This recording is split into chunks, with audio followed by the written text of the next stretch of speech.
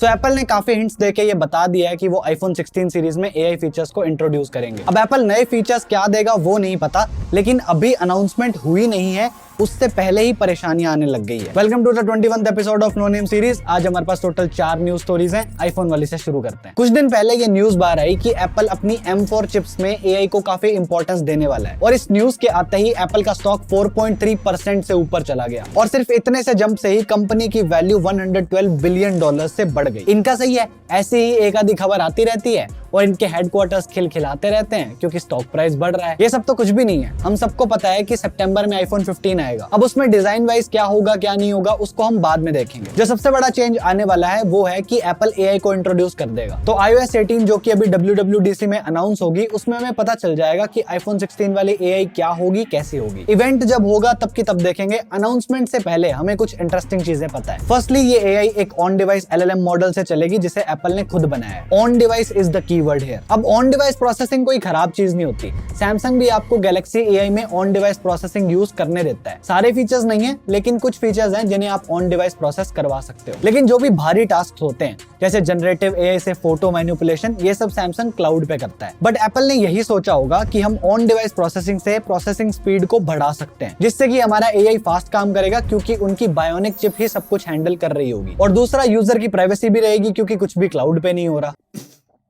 सही बात है, मतलब प्राइवेसी तो रहनी चाहिए। बट ऑन डिवाइस सर्वर्स के साथ सबसे बड़ा चैलेंज ये आता है क्योंकि ये बड़े बड़े सर्वर्स से बैक नहीं होते, इसलिए ये कम पावरफुल और थोड़े कम नॉलेजेबल होते हैं। ऑल्दो एप्पल, गूगल और ओपनएआई जैसी कंपनीज के साथ बात कर रहा है, तो आई होप वो इस प्रॉब्लम को तो सॉल्व कर लेंगे। और चीजों को और ज्यादा एफिशिएंट बनाने के लिए एप्पल ने एक फ्रेंच स्टार्टअप कंपनी को भी खरीद लिया है, जिनकी एक्सपर्टीज यही है कि वो ऑन डिवाइस एआई को पोर्टेबल डिवाइसेस जैसे कि स्मार्टफोन्स में इफेक्टिवली काम करवा सकते हैं। बट इस स्टोरी में एक इंटरेस्टिंग एंगल और भी है जिसे सिर्फ एप्पल ही पुल ऑफ कर सकता है। आईफोन 16 में कुछ छोटे मोटे डिजाइन चेंजेस भी आ रहे हैं, जैसे कि सबसे बड़ी चीज, कैमरा लेआउट फिर से वर्टिकल जा रहा है। क्यों जा रहा है पता नहीं, बस मन कर गया इसलिए। लेकिन अभी हमें ये पता है कि आईफोन 16 के बेस मॉडल्स में हमें A17 Pro चिपसेट मिलेगा, जो कि अभी इस 15 Pro Max में चल रहा है। और एप्पल आके बोलेगा कि देखो भाई, पुराना चिपसेट है और हमने उस टाइम उसे ऑन डिवाइस एआई के हिसाब से डिजाइन नहीं किया था, इसलिए हम आपको आईफोन 16 में एआई वाले फीचर्स नहीं दे सकते, और इससे प्रो मॉडल्स और नॉन प्रो का गैप और वाइड हो जाएगा। एट दिस पॉइंट ये सिर्फ मेरी एक थ्योरी है, लेकिन आप सब जानते हो कि एप्पल ऐसा करने में हिचकिचाएगा बिल्कुल नहीं। और यहाँ तक फिर भी ठीक है, एप्पल अपनी एआई को इंट्रोड्यूस करेगा, चारों तरफ खुशी का माहौल है, हेडक्वार्टर्स फिर से खिलखिलाएंगे। लेकिन एक कंपनी है जिसने इनका जीना हराम कर रखा है, एंड वो सैमसंग नहीं है। इस पे बात करने से पहले I would like to talk about today sponsor Lucky Nums keypad. Basically ये एक स्मार्ट कीबोर्ड है जो कि आपके लैपटॉप के ट्रैक पैड पे लग जाता है और आपको बहुत सारे एक्स्ट्रा कंट्रोल्स देता है। जैसे फॉर एग्जांपल, अगर आप लेफ्ट कॉर्नर से डायगोनल स्वाइप करोगे तो कैलकुलेटर खुल जाएगा, राइट कॉर्नर से डायगोनल स्वाइप करोगे तो आप अपने कीपैड को नंबर पैड की तरह यूज कर पाओगे। ये उन छोटे साइज वाले लैपटॉप्स में काफी काम आएगा जिनमें डेडिकेटेड नंबर पैड नहीं होता। और सबसे प्रोडक्टिव फीचर ये है कि जब आप लेफ्ट टू राइट स्वाइप करोगे तो एक स्विफ्ट मेन्यू खुल जाता है, जिसमें आप वेबसाइट, फाइल्स, फोल्डर्स, एप्स कुछ भी रख सकते हो और आप उनको डायरेक्टली इसी मेन्यू से लॉन्च कर पाओगे। इसमें और भी काफी सारे फीचर्स हैं और अपडेट्स के थ्रू नए ऐड भी होते रहते हैं। काफी यूनिक और इंटरेस्टिंग प्रोडक्ट है। अगर आप इंटरेस्टेड हो तो डिस्क्रिप्शन में दिए गए लिंक पे क्लिक करके देख सकते हो। Another no name series episode, another Huawei story. अभी 18 अप्रैल को चाइना में हुआवे ने अपने नए फ्लैगशिप फोन्स को लॉन्च कर दिया, प्योरा 70 सीरीज। इन्होंने P सीरीज को रीब्रांड करके उसका नाम प्योरा रख दिया है, जो कि ऑनेस्टली बड़ा ही वाहियात नाम है। तो हुआवे ने इसमें टोटल 4 वेरिएंट्स निकाले,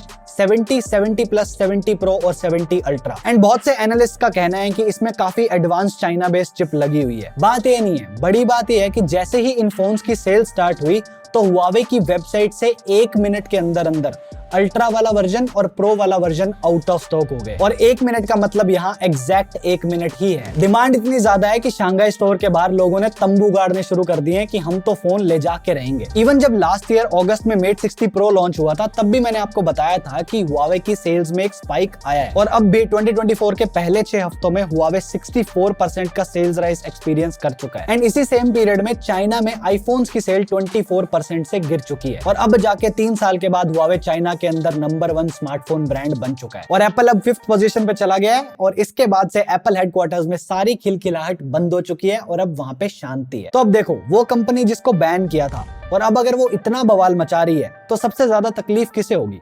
ऑब्वियसली जिन्होंने बैन किया है, क्योंकि कभी ये नई चिपसेट्स के साथ फोन लॉन्च कर देते हैं और कभी ये इंटेल की नई एआई चिपसेट्स के साथ लैपटॉप्स लॉन्च कर देते हैं। अब सबसे पहला सवाल, इंटेल तो यूएस की कंपनी है, तो आखिर वो हुआवे को प्रोसेसर दे कैसे पा रही है? एक्चुअली क्या है कि ट्रम्प एडमिनिस्ट्रेशन ने जब बैन लगाया था तो उन्होंने इंटेल को परमिशन दी थी कि तुम अपनी चिप्स को सप्लाई कर सकते हो, बट ये अग्रीमेंट इस साल एक्सपायर हो जाएगी, उसके बाद इंटेल नहीं कर सकता। और हुआवे ने जब अपना पहला मेटबुक एक्स प्रो लॉन्च किया जो कि इंटेल के नए कोर अल्ट्रा 9 से पावर्ड था, तो यूएस को शॉक भी लगा और उन्हें गुस्सा भी आया। आयरनी देख रहे हो? अबे तुमने ही तो अलाउ कर रखा है, तो तुम शॉक में क्यों आ रहे हो? तो इस सारी हुआवे प्रोग्रेस स्टोरी को बताने का पॉइंट क्या है? बड़ी ही सिंपल सी बात है, जीवन में कितनी भी रुकावटें आए, आपको मेहनत, लगन और परिश्रम करते रहना चाहिए।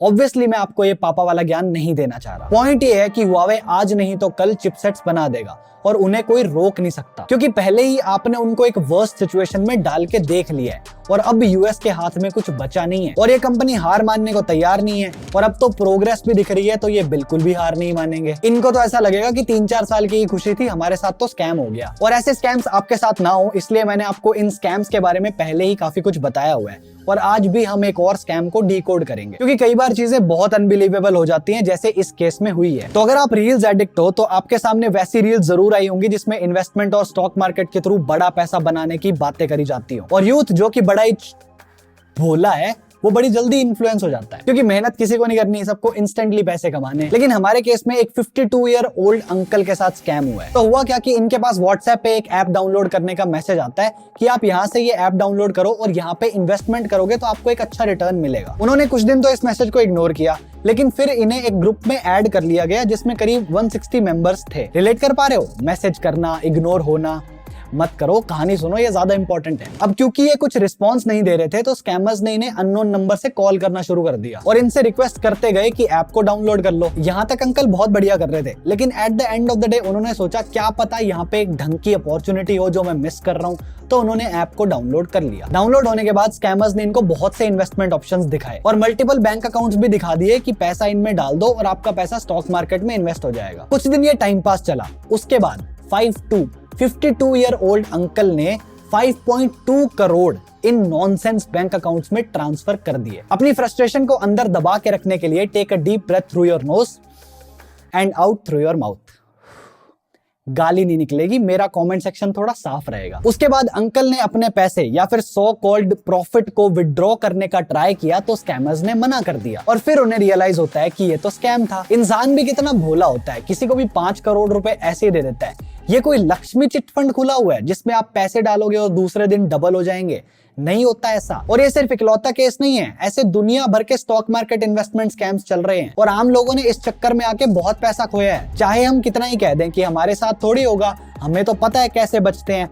अगर हमें पता है कैसे बचते हैं तो आसपास जो हमारे पास बड़े लोग हैं उन्हें हम नॉलेज दे सकते हैं कि उन्हें कैसे बचना है। सबसे पहले उनसे बोलो कि अनाप शनाप ऐप्स को डाउनलोड ना करें, इन्वेस्टमेंट के लिए सिर्फ ट्रस्टेड प्लेटफॉर्म्स को ही यूज करें और अपने बैंक अकाउंट्स को कंटिन्यूअसली मॉनिटर करते रहें। और अगर उन्हें कुछ समझ नहीं आता तो उनसे कहो कि अंकल अगर आपको कुछ समझ में नहीं आता, अगर आपको कुछ गड़बड़ लगे तो आप मेरे को स्क्रीनशॉट लेके भेज देना, मैं आपको बता दूंगा। और अगर किसी एक आधे की भी मदद कर सकें और अगर हम उनके पैसे खोने से बचा सकें तो काफी बड़ी हेल्प हो जाएगी। तो अब आप 3 लोगों की मदद करो और उनसे कहना आगे 3 की मदद करें और अब शायद इन्हीं में से कोई व्हाट्सएप की भी मदद कर दे, क्योंकि व्हाट्सएप अब हाई कोर्ट तक पहुंच गया है, क्योंकि गवर्नमेंट रूल्स के अकॉर्डिंग इन पे ऑर्डर्स हैं कि ये व्हाट्सएप चैट्स में से इंक्रिप्शन को रिमूव कर दे, ताकि जब भी गवर्नमेंट को जरूरत पड़े तो वो चैट्स को ट्रेस कर सकें या फिर फेक इन्फॉर्मेशन कहां से ओरिजिनेट हुई है इसका पता लगा सकें। एक्चुअली गवर्नमेंट ने 2021 में कुछ रूल्स बनाए थे और उस रूल बुक का रूल 4.2 ये कहता है, एक सोशल मीडिया कंपनी जो कि मैसेजिंग सर्विस प्रोवाइड कर रही है उसे किसी भी इंफॉर्मेशन के ओरिजिनेटर के बारे में पता होना चाहिए, क्योंकि कोर्ट या कोई गवर्नमेंट अथॉरिटी उनसे कभी भी ये चीज मांग सकती है। बट व्हाट्सएप ने बोला कि अगर उन्हें एन्क्रिप्शन हटाने के लिए फोर्स किया गया